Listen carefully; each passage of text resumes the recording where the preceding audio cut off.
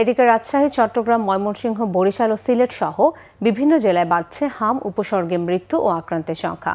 বিভাগীয় শহর রাজশাহীতে হামের উপসর্গ নিয়ে গত ২৪ ঘন্টায় আরও ৪ শিশুর মৃত্যু হয়েছে। এ নিয়ে হাসপাতালে শিশু মৃত্যুর সংখ্যা দাঁড়ালো ৫০ জনে। উপসর্গ নিয়ে রামেক হাসপাতালে ভর্তি হয়েছে আরও ২৭ শিশু। ময়মনসিংহ মেডিকেল কলেজ হাসপাতালে গত ২৪ ঘন্টায় হামে আক্রান্ত ২ শিশুর মৃত্যু হয়েছে। এ নিয়ে হাসপাতালে হামে চিকিৎসাধীন অবস্থায় ৯ শিশুর মৃত্যু হয়েছে। এছাড়া গত ২৪ ঘন্টায় আরও ২৬ শিশু হামের উপসর্গ নিয়ে এই হাসপাতালের আইসোলেশন ওয়ার্ডে ভর্তি হয়েছে। এ পর্যন্ত ৭৬ জন রোগী চিকিৎসাধীন আছে।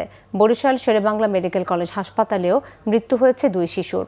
এই নিয়ে বরিশাল শেরেবাংলা মেডিকেল কলেজ হাসপাতালে হামে আক্রান্ত হয়ে মারা গেছে ৪ জন। এই হাসপাতালে হাম আক্রান্ত মোট ভর্তি রোগীর সংখ্যা ৯১ জন। সিলেট এমএজে ওসমানী মেডিকেল কলেজ হাসপাতালে হামে আক্রান্ত ১ শিশুর মৃত্যু হয়েছে।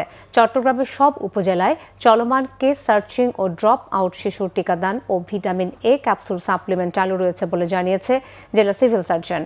চাঁপাইনবাবগঞ্জে ২৫০ শয্যা বিশিষ্ট জেলা হাসপাতালে নতুন করে আরও ৩৫ জন রোগী ভর্তি হয়েছেন। বর্তমানে হাসপাতালে ভর্তি রোগীর সংখ্যা দাঁড়িয়েছে ৬৯ জন।